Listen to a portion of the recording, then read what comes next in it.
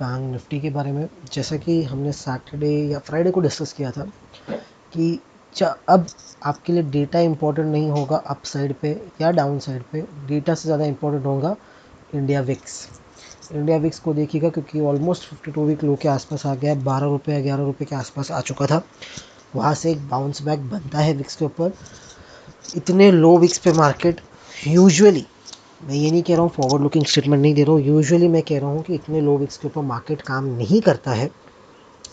तो एक थोड़ा सा जंप आना विक्स में स्वाभाविक था और मुझे लगता है कि थोड़ा और कंटिन्यू होना चाहिए। एटलीस्ट विक्स को 16-17 के आसपास मिनिमम मैं कह रहा हूँ 16-17 के आसपास, यहाँ से और 20-25% का विक्स में एक जंप आना चाहिए। और अगर समझिए विक्स 10% बढ़ता है, मार्केट 1% के आसपास करीब करीब गिरता है, तो यहाँ से और 2 से 3% मार्केट गिरने के चांसेस है। कल आज इंडिया का इन्फ्लेशन डेटा आने वाला है, कल यूएस का इन्फ्लेशन डेटा आने वाला है, तो दो इन्फ्लेशन डेटा आने वाला है कल नहीं तो परसों तक। मार्केट के अंदर एक डायरेक्शनल मूव आना चाहिए क्योंकि बजट को आए पूरे 15 दिन हो जाएंगे। तो 15 दिन मार्केट एक रेंज में रहा है, उस रेंज में भी मोस्टली मैं कहूँगा इसी रेंज में रहा है। इस रेंज का एक आपको ब्रेकआउट या डिसाइसिव ब्रेकडाउन देखने को मिलना चाहिए। और डेटा को देखते हुए जो मुझे लग रहा है, डेटा को देखते हुए या अगर ब्रेकआउट या ब्रेकडाउन आएगा, ब्रेकडाउन अगर आएगा तो वो तो चलिए स्क्रीन पे आपको कंटिन्यू बेसिस पे दिख जाएगा, तो उसमें कोई इशू नहीं है। ब्रेकआउट आने को हुआ ना, तो वो मोस्ट ऑफ द केसेस 90% मैं कह रहा हूँ, अगर आपको एक ब्रेकआउट मिलेगा चार्ट के ऊपर तो वो एक गैप अप के साथ ही मिलेगा, वो खुल के होने वाला जैसा नहीं है। क्योंकि अगर मार्केट सोचेगा कि वो फ्लैट खोले या गैप डाउन खुल के ऊपर जाने की कोशिश करे, नहीं। क्योंकि अब अगर फ्राइडे तक अगर मैं बात करूँ तो डेटा डेवलप नहीं हुआ था। जिस तरीके से हम एक्सपायरी के नज़दीक आते डेटा पे ज़्यादा फोकस करते हैं ताकि शॉर्ट टाइम में हमको पता चले कि मार्केट का मूव क्या है। Looking at the data, gap up के बिना मार्केट फ्लैट खुल के कोशिश करे 10% चांसेस है, लेकिन 90% चांसेस है कि मार्केट को ब्रेकआउट देना है ऊपर के बाजू, वो गैप अप के साथ ही देगा। क्यों, वो मैं आपको डेटा में एक्सप्लेन करूंगा। उससे पहले कल की अगर मैं बात करूँ, कल के कुछ लेवल्स की अगर मैं बात करूँ, कल के लिए इम्पॉर्टेंट लेवल, अब पॉजिटिव साइड पे पहला इंपॉर्टेंट लेवल जहाँ पर आप सोच सकते हो कि भाई मार्केट के अंदर थोड़ी सी पॉजिटिविटी बन सकती है, मैं थोड़ा सा सोच सकता हूँ अगर मेरे को पॉजिटिव जाना है मार्केट के अंदर, उस केस में अगर हम बात करें तो वो आपका जो निकल के आएगा, वो लेवल निकल के आएगा 17,800 का। उसके पहले पॉजिटिव सोचना ही नहीं है, पॉजिटिव मतलब होने की तो दूर के बाद पॉजिटिव सोचना ही नहीं है। 17,800 के ऊपर निकलेगा और ट्रेड आपका इनिशिएट हो जाएगा। मैक्सिमम रिस्क होनी चाहिए 40 से 50 पॉइंट की, गेन होना चाहिए मिनिमम 1:2 का। सेफ साइड रहना है थोड़ा सा, और अगर आपको सेफ्टी चाहिए और फिर चाहिए कि आपको एक प्रॉपर ब्रेकआउट के ऊपर ट्रेड लेना है, तो चार्ट वाइज जो ब्रेकआउट आपको मिलेगा वो मिलेगा 17,880 900 के आसपास। क्लोजिंग अगर देगा तो इंट्राडे में एक मूव आ सकता है, अगर 17,800 को ब्रेक करेगा तो मूव आ सकता है। डेटा का वाइज मैं बता रहा हूँ क्यों आ सकता है, वो मैं डेटा पे आपको जाके बताऊंगा। डेटा वाइज एक मूव आ सकता है। तो कल के लिए बाई साइड पे अगर आपको ध्यान देंगे तो 17,800 के ऊपर पहला टारगेट आपका 17,750 760 फिर 790 900 के आसपास होगा। फ्रेश एक अच्छा मूव आएगा 900 के ऊपर, और वो डेटा वाइज कि वो कौन सा लेवल है जिसके ऊपर एक तगड़ा मूव आएगा। जैसे लास्ट वीक हमारा 17,800 था, तो वो कौन सा डेटा है जिसके ऊपर तगड़ा मूव आएगा वो मैं आपको बताता हूँ। नीचे के लिए आज का लो बहुत ज़्यादा क्रिटिकल हो जाने वाला है। अगर आज का लो ब्रेक होता है 17,700 का, तो कहीं ना कहीं मार्केट के फिर एक डाउन ट्रेंड की जर्नी शुरू कर सकता है, जैसा हमारा प्रीवियस टारगेट था 17,400 का। और नीचे में हमेशा आपको विक्स पे ज़्यादा ध्यान देना है, डेटा पे और चार्ट पे नहीं भी दोगे तो चलेगा। विक्स अगर आपका बढ़ता हुआ आपको दिख रहा है, अब जैसे विक्स 13.5 के आसपास है, 13.75 के आसपास है, कल विक्स समझिए खुलता है 14 के आसपास, एग्जाम्पल देखो खुलता है 14 के आसपास, 15-20 मिनट के अंदर विक्स 14 से 14.20 14.25 के आसपास जा रहा है।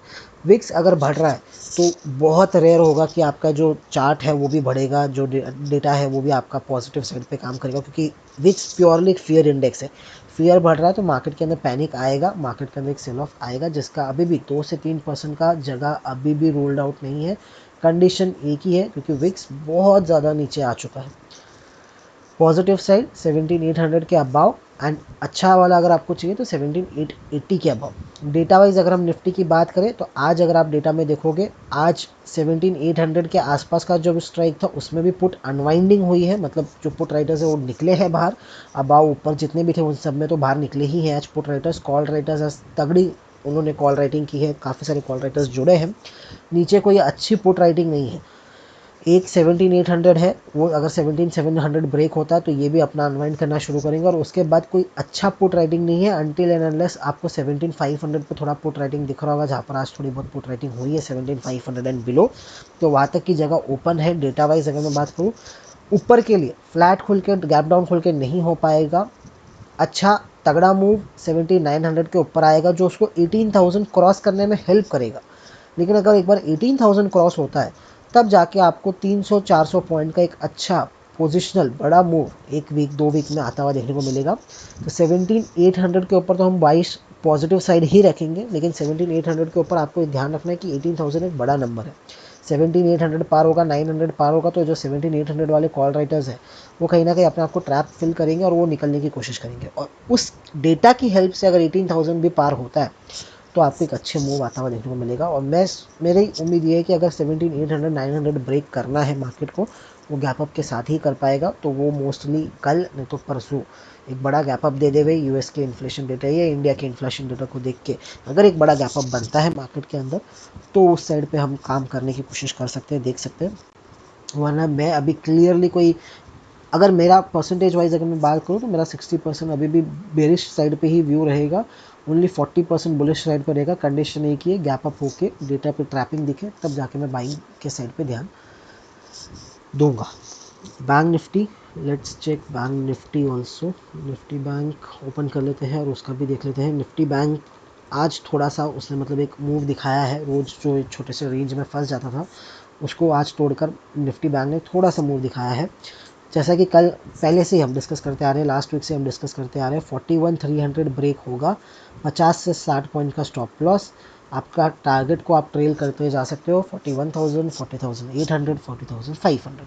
ये 3 टारगेट है 41,300 के नीचे, 50-60 पॉइंट का स्टॉप लॉस और उसके बाद हर 50 स्टॉप पॉइंट के ऊपर आप उसको ईजिली ट्रेल करते जा सकते हो। आज उसके नीचे क्लोजिंग दी है, तो अगर किसी ने शॉर्ट पोजीशन होल्ड कर रखी है तो 41,350, 400 के मैक्सिमम स्टॉप लॉस के साथ उसको आप होल्ड कर सकते हो।